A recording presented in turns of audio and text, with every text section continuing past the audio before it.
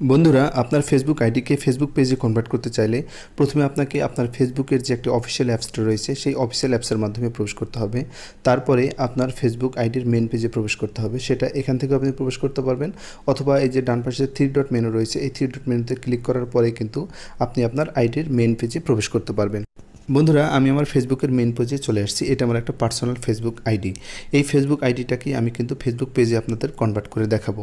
আপনারা একটু খেয়াল করে দেখবেন, এখানে কিছু অপশন রয়েছে। এই অপশনগুলো কিন্তু ফেসবুক পেজে কনভার্ট করলে আর থাকবে না। যেমন লেখা রয়েছে অ্যাড স্টোরি, এডিট প্রোফাইল এবং 2.3K ফ্রেন্ডস।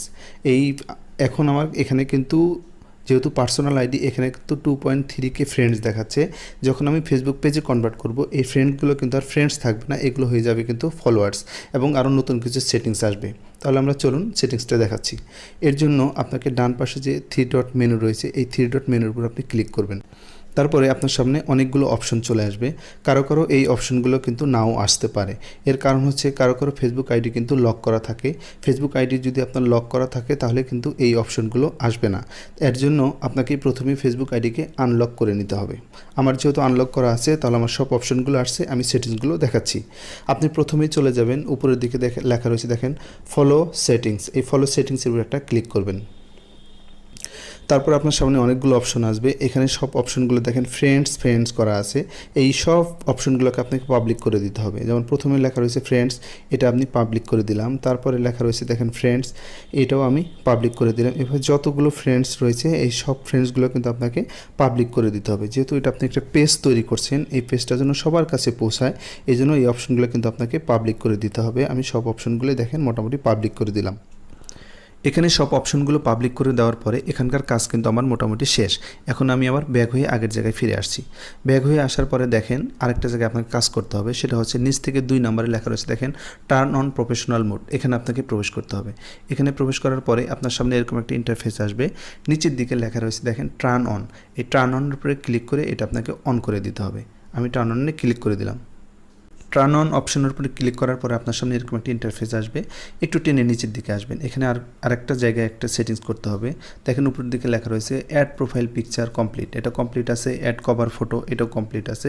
3 নম্বর অপশনটা লেখা রয়েছে সিলেক্ট ইওর প্রোফাইল ক্যাটাগরি। এখানে আপনি একটা ক্যাটাগরি সিলেক্ট করে দিতে পারেন। আপনার ইচ্ছা মতো যে কোনো একটা ক্যাটাগরি সিলেক্ট করে দেন। আমি ডিজিটাল ক্রিয়েটর, এটা আমি সিলেক্ট করে দিলাম। এখানকার কাজও এখন কিন্তু মোটামুটি শেষ। এখন আপনি ব্যাক হয়ে একদম আপনার মেইন হোম পেজে চলে আসেন। বন্ধুরা, প্রফেশনাল মোড অন করার পরে আমি চলে আসলাম আমার ফেসবুক আইডিতে। দেখেন এখানে কিন্তু আর আগের অপশনগুলো নাই। আগে যে অপশনগুলো ছিল সেই অপশনগুলো এখানে আর নাই। এখন নতুন অনেকগুলো অপশন এখানে যুক্ত হয়েছে। যেমন এখানে লেখা ছিল ফ্রেন্ডস সংখ্যা, অর্থাৎ আমার আইডিতে কতগুলো ফ্রেন্ডস ছিল সেগুলো দেখাচ্ছিল। এখন কিন্তু ফ্রেন্ডস সংখ্যা নাই, এখন এই ফ্রেন্ডসগুলো হয়ে গেছে আমার ফলোয়ার্স। এবং এখানে লেখা রয়েছে দেখেন সি ড্যাশবোর্ড। এই সি ড্যাশবোর্ডে যদি ক্লিক করেন, একটি ফেসবুক পেজে যেসব অপশন থাকে সেই অপশনগুলোই কিন্তু আপনার সামনে শো করবে। অর্থাৎ একটা প্রফেশনাল ফেসবুক পেজে যতগুলো অপশন থাকে সবগুলো অপশন কিন্তু এখানে আপনার সামনে শো করছে। যেমন এখানে রিচ সংখ্যা, এখানে যদি আপনি রিচের উপরে ক্লিক করেন, আপনার ফেসবুক পেজটি লাস্ট 28 দিনে কতজনের কাছে রিচ হয়েছে সেগুলো দেখাবে। যেহেতু এই মুহূর্তে আমি ফেসবুক পেজটা আমি ক্রিয়েট করলাম, এক্ষেত্রে আমার রিচ সংখ্যা কিন্তু 0 দেখাবে।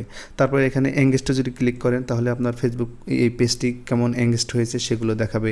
এই নেট ফলোয়ার্সের উপরে ক্লিক করেন, আপনার ফলোয়ার সংখ্যা, নিউ ফলোয়ার সংখ্যা কতগুলো সেগুলো দেখাবে। যেহেতু এই মুহূর্তে আমি কাজটা করলাম, এখানে সব কিছুই 0 দেখাচ্ছে। বন্ধুরা, আপনার ফেসবুক পেজটি কিন্তু একদম পুরোপুরিভাবে ফেসবুক পেজে কনভার্ট হয়ে গেছে। এখন হচ্ছে আপনার কাজের পালা। অর্থাৎ এখানে আপনি এখন শর্ট ভিডিও, লং ভিডিও এবং রিলস ভিডিও আপলোডের মাধ্যমে, নিয়মিত আপলোডের মাধ্যমে আপনার পেজটা কিন্তু আপনি উন্নতির দিকে এগিয়ে নিতে পারবেন। এবং আপনার ফলোয়ার সংখ্যা যখন 5000 পূর্ণ হয়ে যাবে এবং লাস্ট 60 দিনে অর্থাৎ 2 মাসের মধ্যে যখন আপনার ওয়াচ টাইম 6 লক্ষ মিনিট পূর্ণ হবে, তখন কিন্তু আপনি ফেসবুকের কাছে মনিটেশনের আবেদন করতে পারবেন।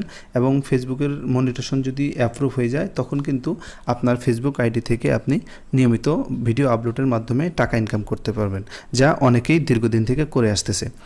বন্ধুরা, অনেকেই কোশ্চেন করতে পারেন যে 6 লক্ষ মিনিট ওয়াচ টাইম এটা কিভাবে সম্ভব। আমি বলবো আপনি নিয়মিত কাজ করেন, আপনার একটা ভিডিও যদি ভাইরাল হয়ে যায়, এই 6 লক্ষ মিনিট ওয়াচ টাইম নিয়ে আপনাকে চিন্তা করতে হবে না, আপনি নিজেই অবাক হয়ে যাবেন। বন্ধুরা, আশা করছি আজকের ভিডিও আপনাদের ভালো লেগেছে। যদি ভিডিওটা ভালো লাগে, ভিডিওতে একটি লাইক করে দিবেন, বন্ধুদের সাথে শেয়ার করবেন এবং আমার চ্যানেলে যদি নতুন হয়ে থাকেন আমার চ্যানেলটি সাবস্ক্রাইব করে দিবেন এবং পরবর্তী ভিডিও নিয়মিত দেখতে বেল বাটনটি বাজিয়ে রাখবেন। বন্ধুরা, সবাই ভালো থাকবেন। দেখা হচ্ছে নতুন কোনো ভিডিওতে।